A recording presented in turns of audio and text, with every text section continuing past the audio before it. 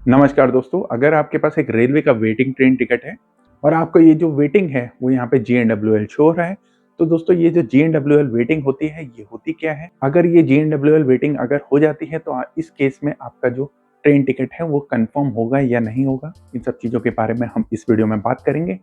तो दोस्तों ये जो जीएनडब्ल्यूएल है इसका मतलब होता है जनरल वेटिंग लिस्ट। तो दोस्तों ये जो जीएनडब्ल्यूएल वेटिंग है ये एंड टू एंड स्टेशन के बीच में होती है। जैसे अगर एक ट्रेन है वो अगर दिल्ली से चल के मुंबई जा रही है तो इस केस में यहाँ पे ये जो वेटिंग होगी उसको हम यहाँ पे जीएनडब्ल्यूएल वेटिंग कहेंगे। अगर प्रायोरिटी के हिसाब से यहाँ पे देखा जाए तो जीएनडब्ल्यूएल वेटिंग जो है वो यहाँ पे सबसे जल्दी कंफर्म होती है। उसके बाद यहाँ पे आरएलडब्ल्यूएल वेटिंग कंफर्म होगी, तीसरे नंबर पे होगी पीक्यूडब्ल्यूएल वेटिंग, और जो तत्काल वेटिंग है उसके चांसेस यहाँ पे लक पे डिपेंड करते हैं।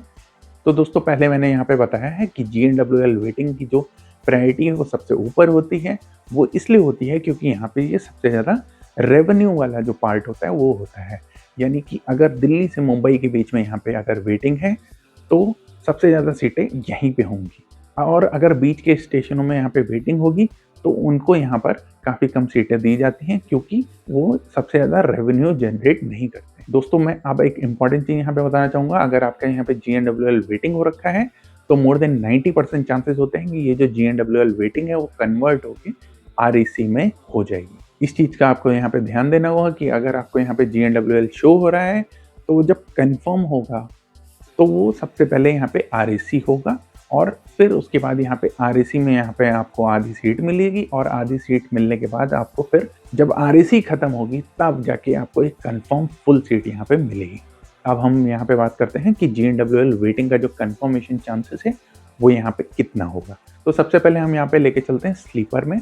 अगर आपकी ट्रेन में यहाँ पर 8 डब्बे जो हैं स्लीपर के होने चाहिए, तो इसमें जो कंफर्मेशन चांसेस है जीएनडब्ल्यूएल वेटिंग के लिए वो होनी चाहिए 8 से 10 जीएनडब्ल्यूएल वेटिंग। अब इसी में एक इम्पॉर्टेंट चीज़ मैं यहाँ पे बता देता हूँ, 8 डब्बे स्लीपर के हर ट्रेन में नहीं होते हैं, तो आपको ये चीज़ ध्यान रखना होगा। आपको अपनी जो ट्रेन है उसको यहाँ पे देखिए स्लीपर के डब्बे यहाँ पे कितने हैं।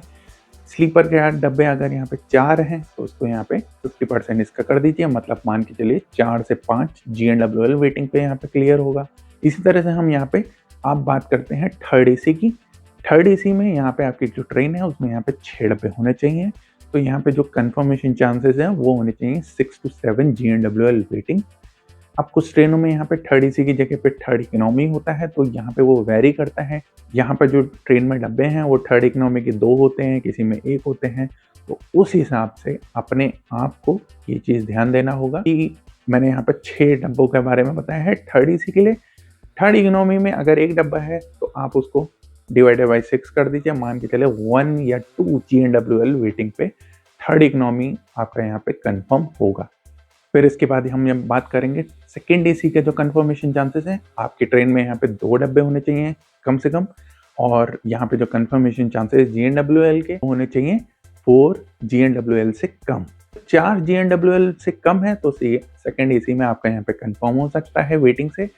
और लास्ट में हम यहाँ पे बात करेंगे फर्स्ट एसी की। फर्स्ट एसी सबसे इम्पॉर्टेंट है। मैं आपको एक सिंपल यहाँ पे एग्जांपल दे देता हूँ। अगर आपका यहाँ पे एलएचबी कोच है जिसमें यहाँ पे एक फर्स्ट एसी का पूरा डब्बा होना चाहिए जिसमें यहाँ पे 24 सीटें होंगी। अगर यहाँ पे आईसीएफ कोच है तो उसमें 18 से 20 सीटें यहाँ पे होती हैं, तो उस हिसाब से भी यहाँ पे वेरी करता है। कुछ ट्रेनों में फर्स्ट एसी जो है वो आधा डब्बा यहाँ पे दिया जाता है, तो वो डिवाइडेड बाई यहाँ पे 10 सीटें हो जाती हैं, तो उस चीज़ का भी आपको यहाँ पे ध्यान देना होगा। तो फर्स्ट एसी में जो कंफर्मेशन चांसेस जीएनडब्ल्यूएल के वो होने चाहिए 3 to 4 जीएनडब्ल्यूएल वेटिंग। अब 3 to 4 जीएनडब्ल्यूएल वेटिंग मैं इसलिए बोल रहा हूँ कि इन केस अगर आपके यहाँ पे 3 से 4 जीएनडब्ल्यूएल वेटिंग है और इससे कम है तो यहाँ पे आपकी जो सीट है वो यहाँ पे पक्का हो जाएगी, क्योंकि फर्स्ट एसी में यहाँ पे कोई भी आरएसी नहीं होता है। तो मोस्ट जो प्रोबेबिलिटी है सबसे ज़्यादा कंफर्म होने की वो फर्स्ट एसी की है।